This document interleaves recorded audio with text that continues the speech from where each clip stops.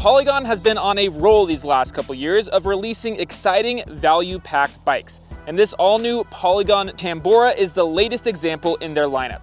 Polygon touts the Tambora as the perfect blend of speed, stability, and confidence. And over the past couple months, I've been testing out the $2,499 Tambora G7 to see if this gravel all-road bike is as capable as Polygon claims. But before we get started, let me know what bike or cycling-related content you'd like to see us feature next. Now though, on to the Tambora.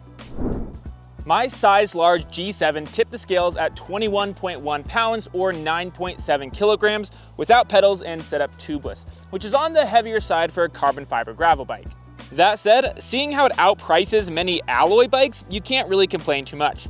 As you've probably noticed, the Tambora's frame is edgy. When I first got the bike, I wasn't a huge fan of the sharp carbon tubing and angular head tube, but the bike's aggressive lines have since grown on me. The frame features a generous spread of mounting points and is compatible with a rear fender or rack as well as a direct mount front derailleur.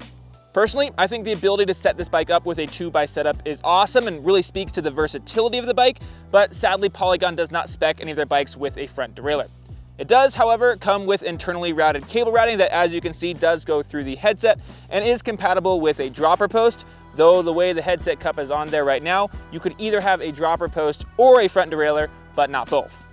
One of the biggest highlights on this bike is the geometry adjusting flip chips that are located in the fork and the rear dropouts. This allows you to switch the bike's geometry from what Polygon calls speed gravel to all-road. In reality though, these changes are pretty minor. Going from the speed gravel to all-road setup will steepen the head tube and seat tube angle by 1/4 degree and shorten the chainstay by 8 millimeters. In total, this shortens the wheelbase of a size large from 1,045 millimeters in speed gravel to 1,026 in all-road. Personally, I found this relatively negligible amount of adjustment not really worth pulling out the extra set of brake caliper adapters that's required to switch it around, and other than just one ride that I took on the all-road setup, I left it in speed gravel the rest of the time. As for the rest of the geometry, the Tambora is just about what you'd expect from a more race-focused, less progressive gravel bike. In the speed gravel mode, it has a 71.8 degree head tube angle, 73.5 degree seat tube angle, 622 millimeter stack height, and 397 millimeter reach. Collectively, this gives the bike quick and sporty handling, but still feels surprisingly reassuring, even on rough, muddy fire roads. Where the bike struggled was on more technical single track, which to be fair, isn't exactly the suggested use case for the Tambora. I found that the steep head tube angle and short chainstays kind of led the bike to bounce around through rocks as opposed to floating over them like you'd expect on a more off-road oriented gravel bike like Polygon's own Bend. The flip side, obviously, is that the Tambora felt right at home on longer sections of tarmac and graded gravel roads, even in the speed gravel geometry setting. Another ode to the Tambora's versatility is the tire choice. Polygon has spec'd this bike with a pair of 40C V Tire Co. rail tires wrapped around a pair of Novatec G24 carbon wheels. It's cool to see a pair of carbon hoops on a $2,500 gravel bike, and they, as well as the carbon fork, did a great job dampening trail and road vibration. I was also pretty impressed with these minimally lugged rail tires. They provided enough grip for most of the conditions I was in and still had pretty low rolling resistance for riding on the road. And to be honest, if you're looking for one set of tires that can do just about everything, I think it's a pretty good choice. Now, if you want to spec this out with some bigger tires, you can fit 45C tires in the longer chainstay setting that I have the bike in right now. Next, let's talk about the components that you get with the G7, which at $2,499 is the second most expensive build of the Tambora. Drivetrain is taken care of by SRAM, more specifically the Apex Explorer 12-speed setup with an 11-to-44 tooth cassette and 40-tooth chainring.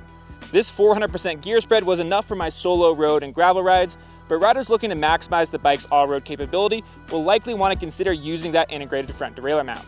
As it comes, however, you can expect smooth and reliable shifting with great chain retention and very little noise, even when going fast down steep, rough fire roads. As for the brakes, you're also going to get a set of SRAM Apex calipers paired to some 160mm SRAM Paceline rotors, and again, these work just fine for me in just about every condition I rode them in. At the front of the bike is a 100mm stem anchored to some 440mm wide bars with a 16-degree flare. This is a pretty standard cockpit setup for a large-sized bike, and I had no issues with the fit. That said, the fact that Polygon has opted for a traditional 2-piece setup instead of a 1-piece bar stem combo should make it pretty easy to switch stuff out should you choose to adjust your fit just a little bit. Lastly, like I mentioned earlier, love it or hate it, the bike does come with through headset cable routing, which complicates things just a little bit, but does make for a very clean look at the front of the bike. Gravel bikes are some of the most well-rounded machines you can buy, and I think the Tambora is one of the most versatile options out there.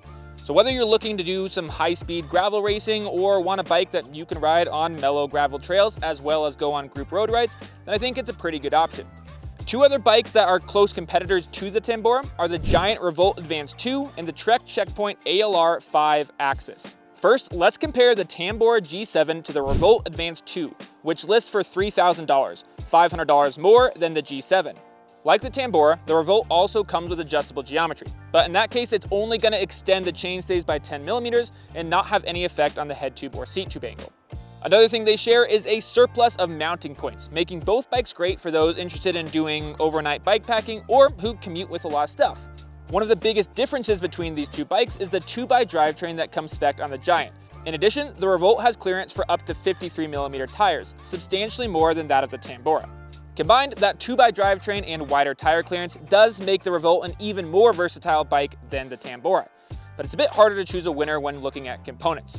The Revolt does come with some higher-end Shimano GRX group set stuff, but the Tambora does get those carbon wheels. Let me know which one you'd prefer in the comments. But right now, let's move on to our second comparison, which is between the Tambora G7 and the Trek Checkpoint ALR 5 Axis, which lists for $2,899.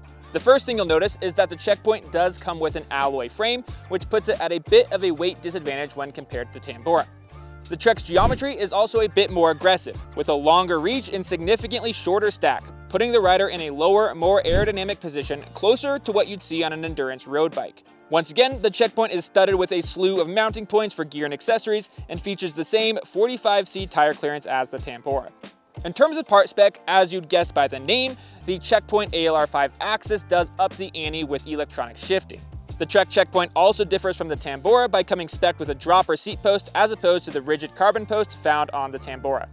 All in all, both of these bikes are pretty dang awesome, and of course, both have their own pros and cons, as you'd expect from a gravel bike that costs less than $3,000. Me personally, not being a huge fan of having to worry about batteries on my bike, would opt for the carbon frame and carbon wheels found on that Tambora.